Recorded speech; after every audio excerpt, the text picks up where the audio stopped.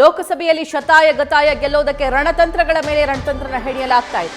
ಇನ್ನು ಕುಮಾರಸ್ವಾಮಿಗೆ ಕಮಲ ದಳ ಅಭ್ಯರ್ಥಿಗಳನ್ನ ಗೆಲ್ಲಿಸಿಕೊಳ್ಳುವಂತಹ ಜವಾಬ್ದಾರಿ ಹೆಗಲ ಮೇಲೆ ಬಿದ್ದಿದೆ. ಹಳೆ ಮೈಸೂರು ಭಾಗ ಸೇರಿದಂತೆ ಹಲವು ಕ್ಷೇತ್ರಗಳಲ್ಲಿ ಕುಮಾರಸ್ವಾಮಿ ಅವರ ಪ್ರಭಾವ ಇದೆ. ಕುಮಾರಸ್ವಾಮಿ ಅವರ ಪ್ರಭಾವದಿಂದ ಲೋಕಸಭೆ ಗೆಲ್ಲೋದಕ್ಕೆ ಬಿಜೆಪಿ ಲೆಕ್ಕಾಚಾರ ಮಾಡಿಕೊಂಡಿದೆ. ಎನ್ಡಿಎ ಅಭ್ಯರ್ಥಿಗಳನ್ನ ಗೆಲ್ಲಿಸುವಂತಹ ಪ್ರಮುಖ ಜವಾಬ್ದಾರಿ, ಗುರುತರ ಜವಾಬ್ದಾರಿ ಕುಮಾರಸ್ವಾಮಿ ಅವರಿಗೆ ನೀಡಲಾಗಿದೆ. ಮತ್ತಷ್ಟು ಡೀಟೇಲ್ಸ್ ನಮ್ಮ ಸೀನಿಯರ್ ಪೊಲಿಟಿಕಲ್ ಕರೆಸ್ಪಾಂಡೆಂಟ್ ಮಂಜುನಾಥ್ ನೀಡ್ತಾರೆ. ಮಂಜುನಾಥ್, ಕುಮಾರಸ್ವಾಮಿ ಅವರಿಗೆ ಸಹಜವಾಗಿ ಹಳೆ ಮೈಸೂರು ಭಾಗದಲ್ಲಿ ಪ್ರಾಬಲ್ಯ ಇದೆ. ಸೊ ಆ ಪ್ರಾಬಲ್ಯವನ್ನ ಬಳಸಿ ದೋಸ್ತಿ ಅಭ್ಯರ್ಥಿಗಳನ್ನ ಗೆಲ್ಲಿಸಿಕೊಳ್ಳುವಂತಹ ಹೊಣೆ ನೀಡಲಾಗಿದೆ. ಇದನ್ನ ಹೇಗೆ ನಿಭಾಯಿಸ್ತಾರೆ, ಹೇಗೆ ವರ್ಕೌಟ್ ಆಗುತ್ತೆ ಇದು ಅಂತ? ಸಭಾ ಏನು ಮಾಜಿ ಮುಖ್ಯಮಂತ್ರಿ ಎಚ್ ಡಿ ಕುಮಾರಸ್ವಾಮಿ ಅವರು ಹಳೆ ಮೈಸೂರು ಭಾಗದಲ್ಲಿ ಸಾಕಷ್ಟು ಪ್ರಭಾವಿಗಳು, ಅದರಲ್ಲೂ ಕೂಡ ಒಕ್ಕಲಿಗ ಸಮುದಾಯದ ಒಂದು ಪ್ರಮುಖ ನಾಯಕರಾಗಿ ಕುಮಾರಸ್ವಾಮಿ ಅವರು ಕಾಣಿಸ್ಕೊಂಡಿರುವಂಥದ್ದು.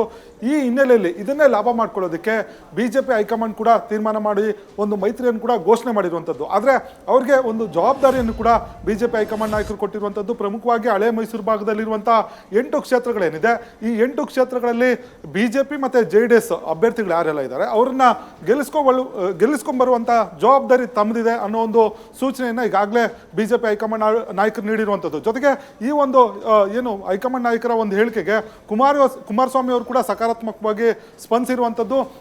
ನೀವು ತಲೆ ಕೆಡಿಸ್ಕೊಳ್ಬೇಡಿ, ನಾನು ಹಳೆ ಮೈಸೂರು ಭಾಗದಲ್ಲಿರುವಂಥ ಎಲ್ಲ ಕ್ಷೇತ್ರಗಳಲ್ಲಿ JDS ಮತ್ತು ಬಿಜೆಪಿ ಅಭ್ಯರ್ಥಿಗಳನ್ನು ಗೆಲ್ಲಿಸ್ಕೊಂಡು ಬರುವಂಥ ಜವಾಬ್ದಾರಿ ನಾನಿದೆ, ನೀವು ಯಾರು ಕೂಡ ತಲೆ ಕೆಡಿಸ್ಕೊಳ್ಬೇಡಿ ಅನ್ನೋ ಒಂದು ಸೂಚನೆಯನ್ನು ಕೊಟ್ಟಿರುವಂಥದ್ದು ಮತ್ತು ಸಲಹೆಯನ್ನು ಕೂಡ ಕೊಟ್ಟಿರುವಂಥದ್ದು. ಜೊತೆಗೆ ಕುಮಾರಸ್ವಾಮಿ ಅವರು ಪ್ರಮುಖವಾಗಿ ಇನ್ನೊಂದು ಸಲಹೆಯನ್ನು ಕೊಟ್ಟಿರುವಂಥದ್ದು.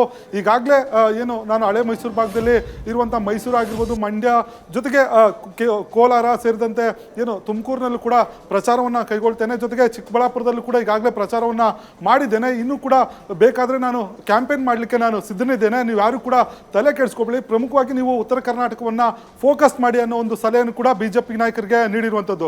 ಈಗಾಗಲೇ ಕುಮಾರಸ್ವಾಮಿ ಅವರು ಒಂದು ರೌಂಡ್ ಪ್ರಚಾರವನ್ನು ಕೈಗೊಂಡಿರುವಂಥದ್ದು.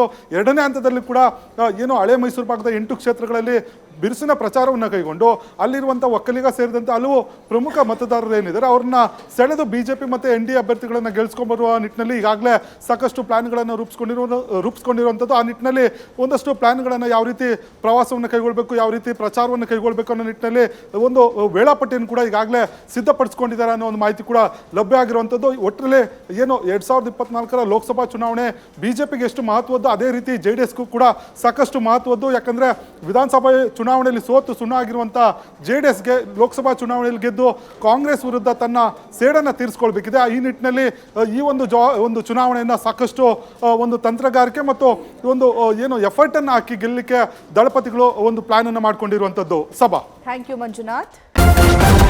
ನ್ಯೂಸ್ ಫಸ್ಟ್, ನಿರ್ಭೀತಿಯಿಂದ ನಿಮ್ಮ ಪರವಾಗಿ.